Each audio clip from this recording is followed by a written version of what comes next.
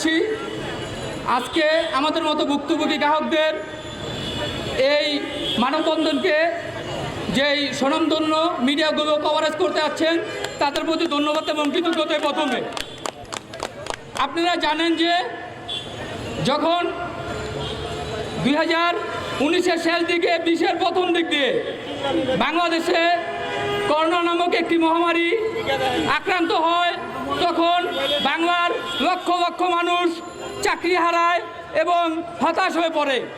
তখন এই বাংলার মানুষগুলো কম মূল্যে এই ই-কমার্স দ্বারায় প্রোডাক্ট কিনে একটু উপকৃত হওয়ার জন্য তাদের শেষ সম্ভব কিছু টাকা জমানো টাকাগুলো এই ই-কমার্সে প্রোডাক্ট কিনে। কিন্তু দুঃখের বিষয় হচ্ছে এই যে আমরা অতি সাধারণ মানুষ তাদের এই দুষ্কৃতিকারী প্ল্যান বুঝতে পারিনি। তারা যেন আসলে আমাদেরকে এভাবে প্রতারিত করবে, আমাদেরকে এভাবে ঠকাবে, এটা তাদের অনেক বড় একটি মাস্টার প্ল্যান ছিল, যেটা আমরা আসলে সাধারণ মানুষ বুঝতে পারিনি এবং বোঝারও কথা নয়। কারণ এই ই-কমার্সরা এমনভাবে বিস্তৃত হয়েছে যে বাংলাদেশের এমন কোনো সেক্টর নেই যেখানে তাদের বিস্তর ছিল না। বাংলাদেশ ক্রিকেট বলেন, যত মিডিয়া বলেন, সব জায়গায় তাদের বিচরণ ছিল। তাই আমরা আশ্বস্ত হয়ে অর্ডার করি। কিন্তু দুঃখের বিষয় হচ্ছে যখনই বাংলাদেশে এই ই-কমার্স অস্থিরতা দেখা দেয় তখন বাংলাদেশ ব্যাংক একটি সিস্টেম চালু করে, যে সিস্টেমের নাম হচ্ছে গেটওয়ে সিস্টেম। সিস্টেমের কার্যকারিতা এরকম যেন আমরা গ্রাহকরা প্রথমেই একটা থার্ড পার্টির কাছে টাকাটা দিব। যখন আমি আমার অর্ডারকৃত পণ্যটা পেয়ে যাব তখন ই-কমার্স কোম্পানি টাকাটা পাবে। অতি দুঃখের সাথে জানাচ্ছি যে আমরা ই-কমার্স যে গ্রাহক 4 বছর যাবত অর্ডার দিয়ে এখনো আমাদের যেই পণ্য এখনো আমরা পাইনি। এখন কথা হচ্ছে আমি যেহেতু পণ্য পাইনি, আমার পেমেন্ট কিন্তু অর্থটা তো আমার ফেরত পাওয়াটা এটা আমার কি অধিকার। আমি আমার অধিকারের জন্য রাজপথে নেমেছি।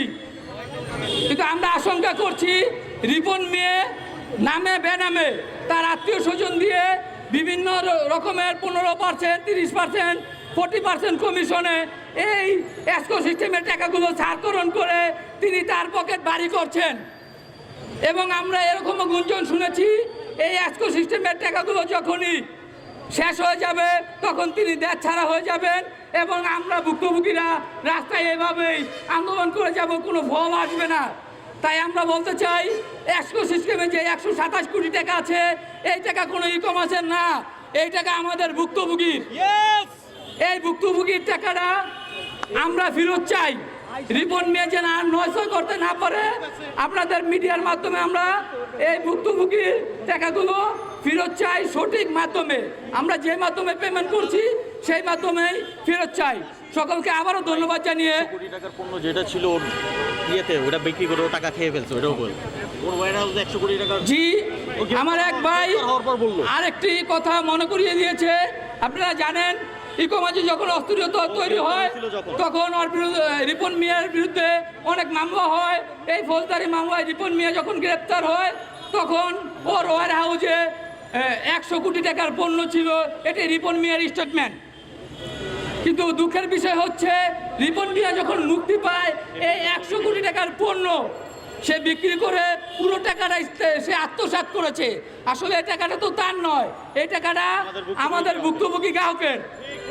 তাই আমরা আশঙ্কা করছি যে 127 কোটি টাকা আছে, আমরা এই 127 কোটি টাকার একটি সমবন্টন চাই। যেই টাকাটা আমি যেই মাধ্যমে পে করেছি সেই মাধ্যমে যাতে আমি ফেরত পাই, তাই আমি এবং আমরা ভুক্তভোগীরা রাজপথে নেমেছি।